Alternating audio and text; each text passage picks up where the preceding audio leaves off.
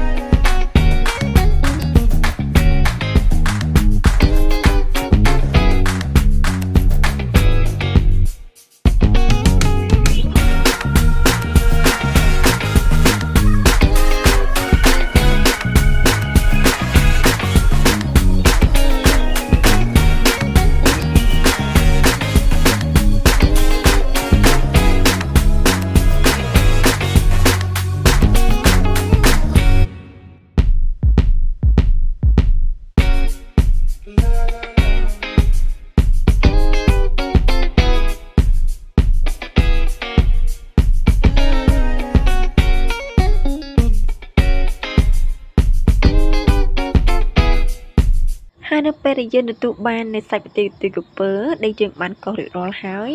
គឺយើងអាចយកសាច់ប្រតិកទុយក្រពើនេះយកមកលាបដោយផ្ទាល់លើផ្ទៃមុខ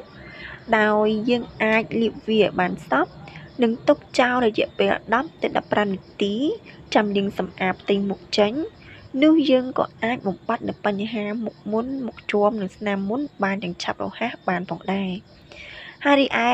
វិធីទី2ដែលយើងអាចប្រើប្រាស់នៅសាច់ប្រតិកទុយក្រពើយកមកបំបត្តិនៅបញ្ហាមុខមុនបានផងដែរនោះគឺយើងអាចយកសាច់ប្រតិកទុយក្រពើនេះយកមកលាយជាមួយនឹងទឹកក្រូចឆ្មាដើម្បីឲ្យវាកាន់តែមានប្រសិទ្ធភាពខ្ពស់និងឆាប់រហ័សក្នុងការបំបត្តិនៅបញ្ហាមុខមុនមុខជាំនិងស្នាមមុន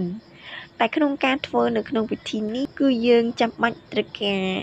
យកនៅសាច់ប្រតិកទុយក្រពើនេះចំនួន2ស្លាបព្រាបាយ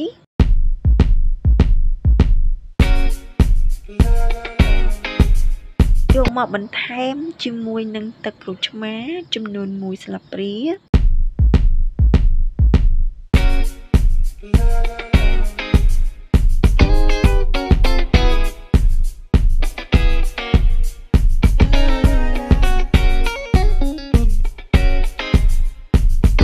ហើយបន្ទាប់មកគឺយើងត្រូវការកូរច្របល់ល្បាយ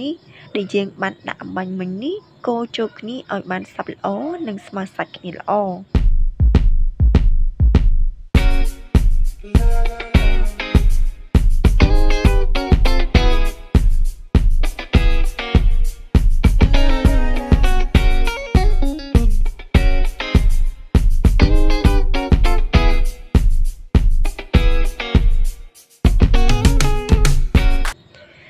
ហើយបន្ទាប់មកគឺយើងត្រូវយកល្បាយដែលយើងបានលាយនេះយកមកលាបនិងម៉ាស្សាឲ្យបានសព្វពីពេញផ្ទៃមុខ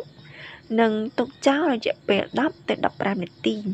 ហើយចាំលាងសម្អាតវាចេញជាមួយនឹងទឹកស្អាតនោះយើងនឹងអាចសង្កេតឃើញថាផ្ទៃមុខរបស់យើងនឹងប្រែជាសរលោងមាត់ខៃគ្មានមុននិងគ្មានបញ្ហាស្នាមមុននានានៅលើផ្ទៃមុខតទៅទៀតនោះទេហើយម្យ៉ាងទៀតដើម្បីទទួលបាននៅប្រសិទ្ធភាពកាន់តែខ្ពស់យើងអាចសាកល្បងធ្វើវិធីនេះឲ្យបាន2ទៅ3ដងក្នុងមួយសប្តាហ៍